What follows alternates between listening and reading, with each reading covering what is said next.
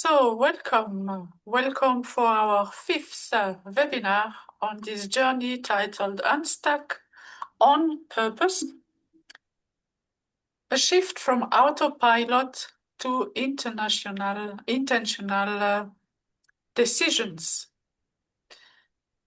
So, the last weeks we have mainly looked at yourself, at your energy, at your triggers, at your inner compass and your time. But today we are going to explore something else.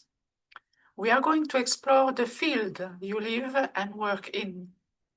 That is the so-called emotional climate and also the language which is spoken.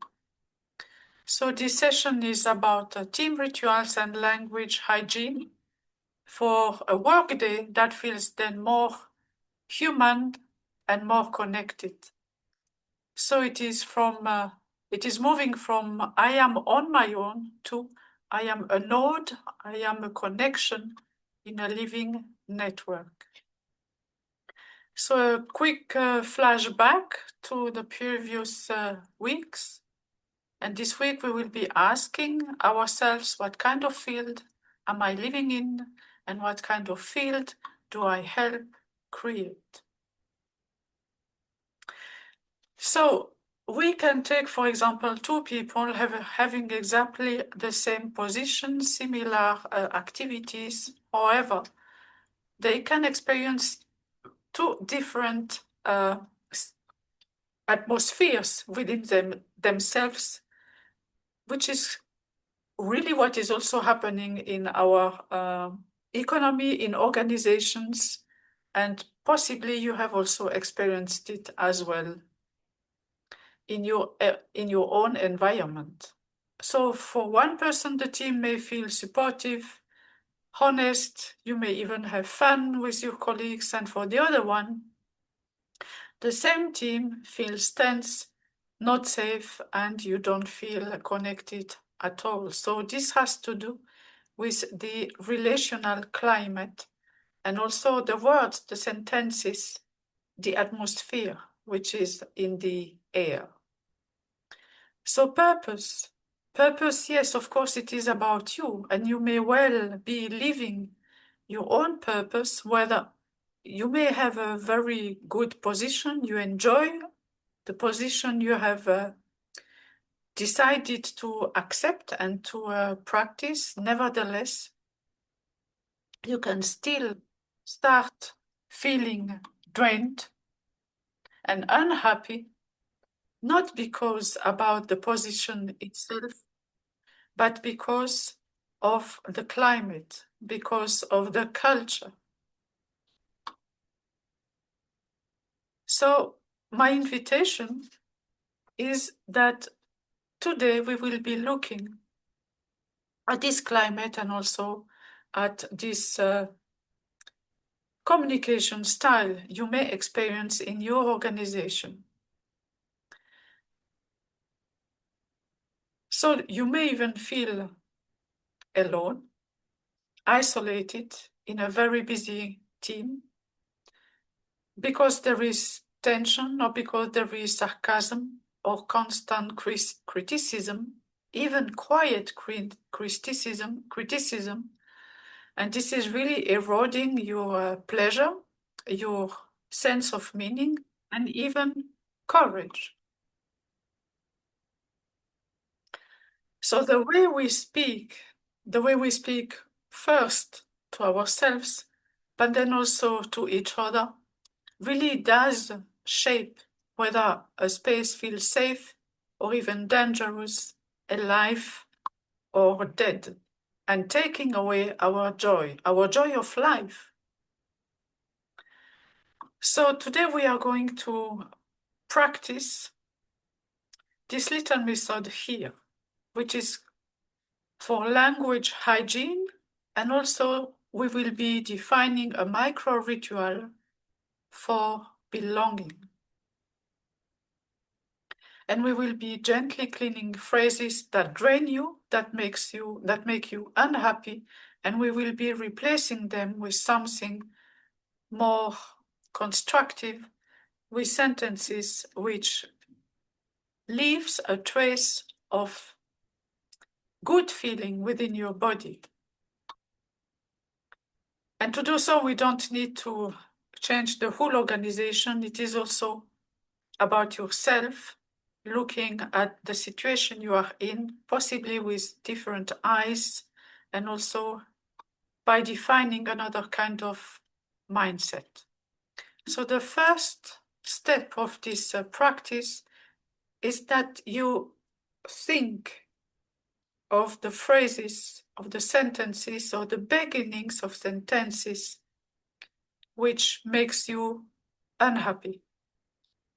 And there are so-called some red flags, like you always, and then most of the time we issue a critic, or we have no choice, and this is like we were in a dead end, or it's just like that, meaning we just cannot change anything. We have to accept it, even though we feel totally unhappy. And when we hear such a sentences, our body reacts. So it is also a question here in this practice to be extremely aware of what our body tells us. How does it react? Do you feel your chest tightening? Do you feel that your energy level is dropping? And as soon as you feel something similar, it tells you something. Something has just happened which is not doing you good. So the first thing is being attentive, paying attention of the words being chosen, being expressed by yourself, and also, of course, by your team colleagues or by your boss or direct reports. And then you will start choosing something different, another kind of language, another kind of words. And I have here a couple of examples. Instead of saying we have no choice, we could possibly say we have a few options, but here we have few options, but here are two. And then you mention the two you have. Instead of saying to someone you never listen, why don't we try to say, when this happens, this is how I feel, or I feel unheard. And the last example, I am hopeless in a certain situation. Why don't we try to say, and explaining what is happening with us, I am struggling with this right now, and I am learning, and then explain why you are struggling. We all know it. Very tiny shifts in our language can reduce hidden aggression and also increase our own emotional safety, but also the emotional safety of our colleagues. So today, my invitation is that you create the so-called micro ritual of belonging. And again, you can choose to do this first for a team you are in, within your family, or within a community. And here these examples, again, one genuine check-in question before you start a meeting, which could be, what is one word that describes your energy right now? And this is kind of creating another awareness within every team member before starting a meeting. It is creating awareness, and it is also triggering quiet mind, because then you have to reflect, you have to pause. Or if you lead a team at the end of a week, why don't perform this little ritual? A 60-second wins and gratitude round. Because even if the week has been difficult, even some days, if some days have been tough, with many deadlines, pressure. There have been also moments which were absolutely pleasant and of which you can be grateful as well, and also your team members. And the last example, also if you have some networking events, this could be also something which could be introduced so that the connection and also the communication, the exchange are more authentic. Why not introduce, here I mentioned a 10-minute free phone period, but we could also say, why don't we say to all of us, to each other, we take this time for us, we enjoy it, and our phones are at the side and quiet. So tiny rituals, when we repeat them over time, they really do, with time, quietly change the emotional climate. And they also said to us and to our colleagues, you matter here, we matter here. And with time, this is not only a change in the emotional climate, it is also a change in the culture of the organization, or in the culture in a community, or even in a family.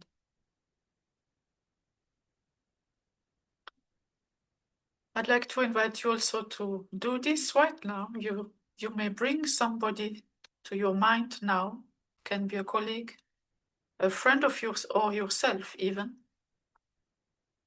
You breathe in into the heart for a few breaths, and you feel the emotional field between you, and silently ask, what would kindness look like here in one small move?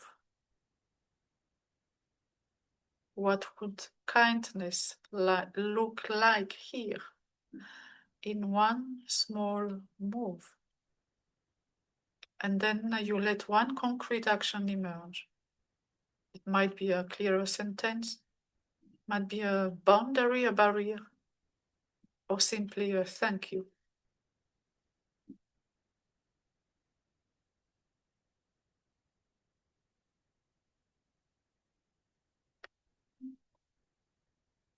Like previously, I'd like to bring this poetic quote, because a quote and poetry, they bring us to another kind of awareness and reflection.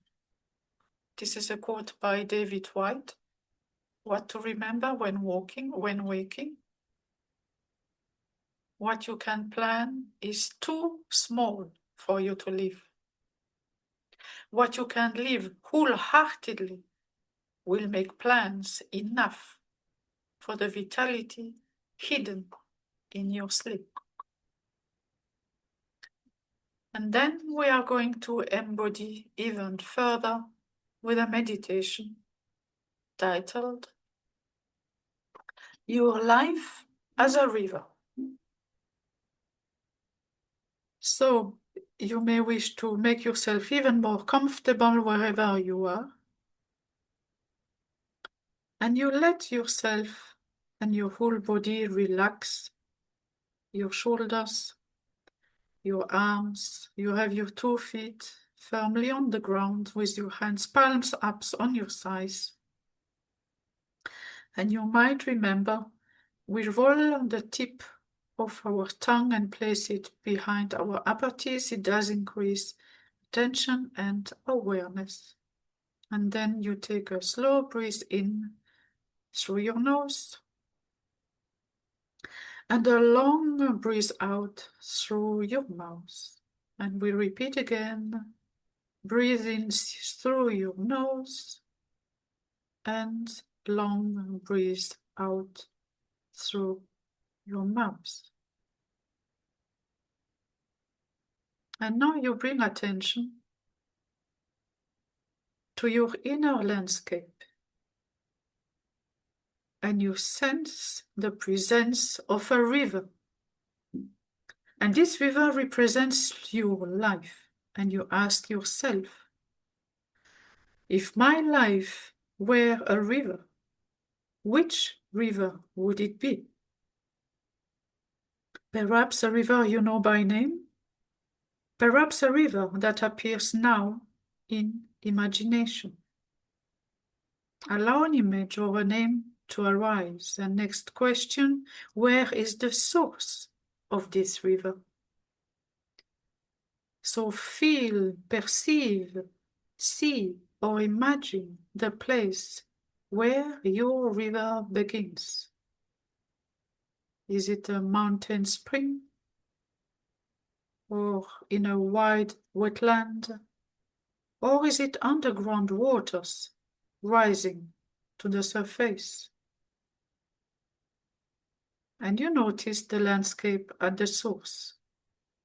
The rocks, the moss, maybe snow, trees, and the earth and the sky. You sense the first trickle, the first movement of your life as a river.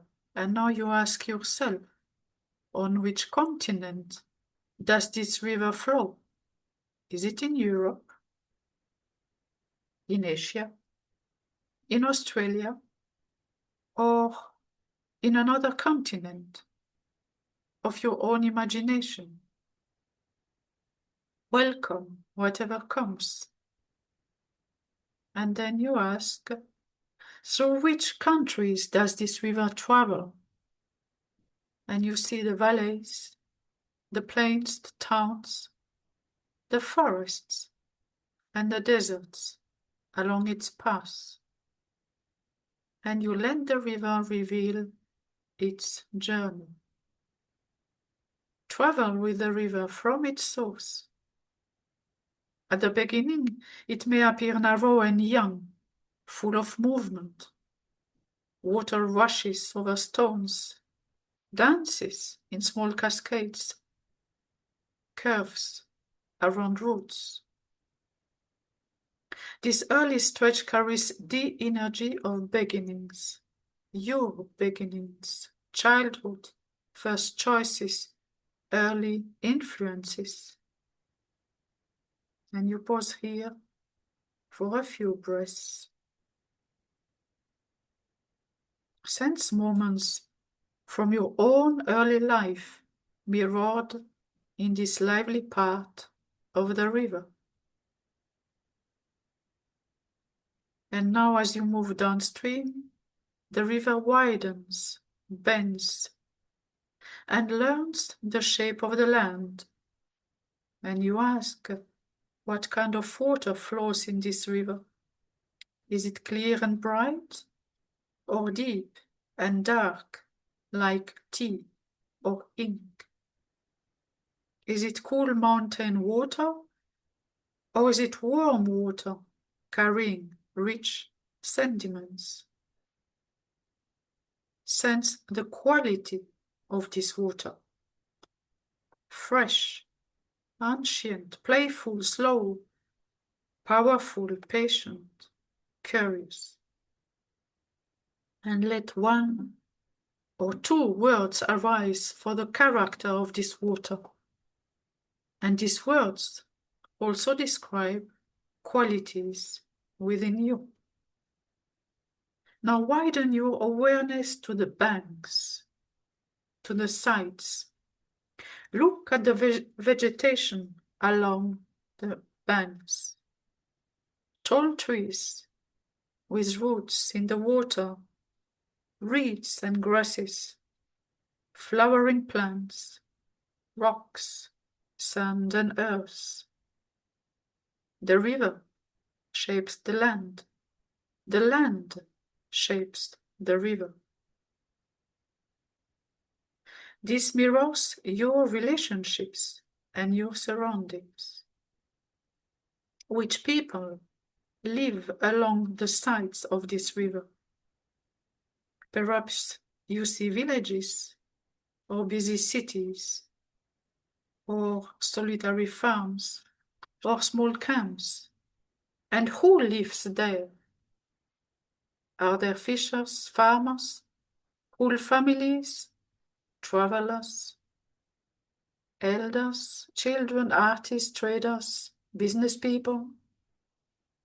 Sense the relationship between these people and the river, their gratitude for water, their stories and songs, their daily activities beside the flowing current. These people represent those who walk beside you. Family, friends, colleagues, communities, guides, companions. And now you float a little higher above the river and see a wider view. You see the source, the bends and curves, the calm stretches and the rapids, and the places where other streams join. And you ask, where in this river do I sense ease and harmony? Perhaps in wide, slow meanders, or perhaps in deep pools that hold reflections. And you allow one scene of ease to come forward and rest your attention there. And you ask, where in this river do I sense turbulence or high intensity? Perhaps in rapids, in narrow gorges, or in waterfalls. These areas mirror times of pressure and change in your life. Observe them with curiosity as an explorer of your own river. The flow continues through every stretch. Notice places where other streams join your river. Tributaries bring fresh water, new minerals, new life. And you ask, which people, experiences, or choices felt like tributaries in my life? Moments when someone arrived, a decision unfolded, a new path opened, or something else. And your life gained more volume, more depth.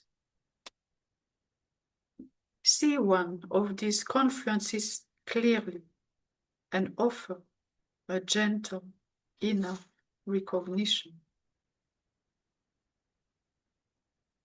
And now you move to the present stretch of the river, and this section represents your life right now.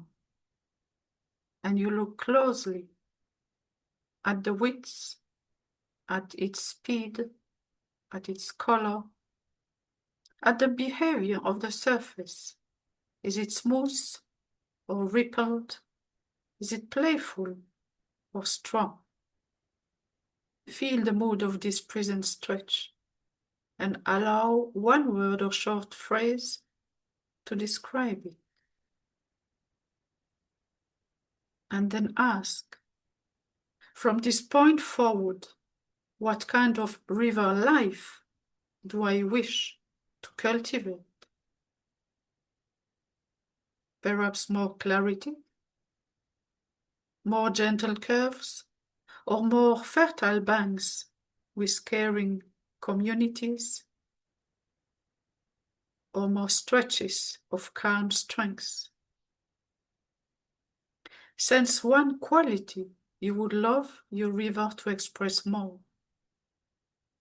For example, serenity, courage, joy, depth, clarity, vitality, generosity, or resilience, or compassion. And let this quality spread through the waters in your imagination. The river carries this quality further downstream. And now sense the river as it approaches a larger body of water, a lake, an inland sea, or the wide ocean. Here, your river meets a vaster element. Feel how your personal story flows into something greater, into collective stories, into the wider human family, into the living earth, into the field of spirit of consciousness in your own language. Your river keeps its character and also belongs to this larger whole. So now spend a few breaths with this sense of connection. And now hold the entire river in your awareness, its origin, its path, the people along its banks, the qualities of its water, the tranquil and the immense stretches.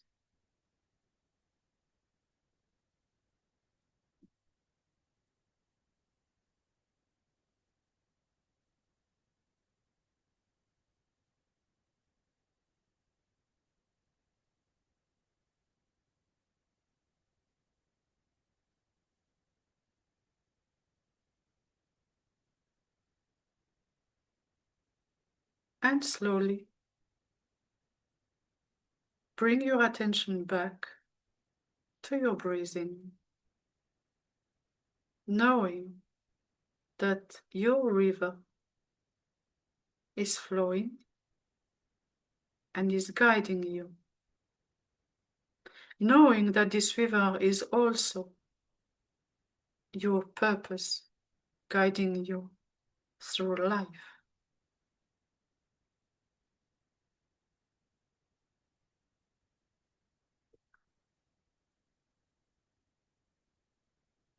You now bring your attention to your breathing. Take a deep breath in, deep breath out.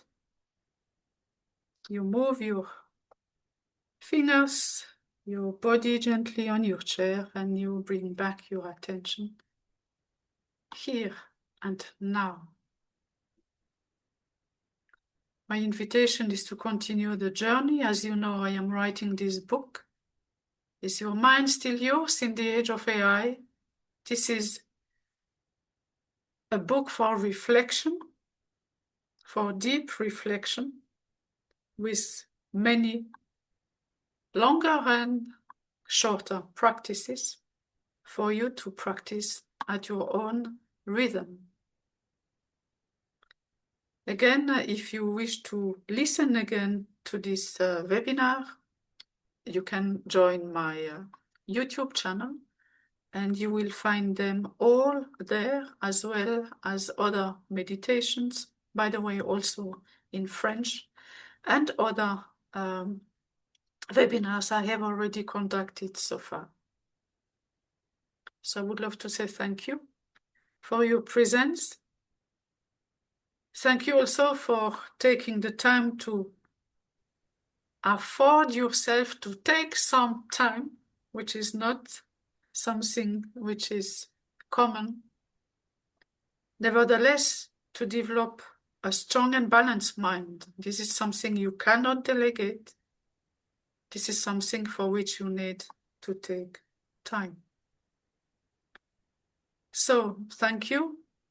Looking forward to see you next week again, which is going to be the last webinar of this series.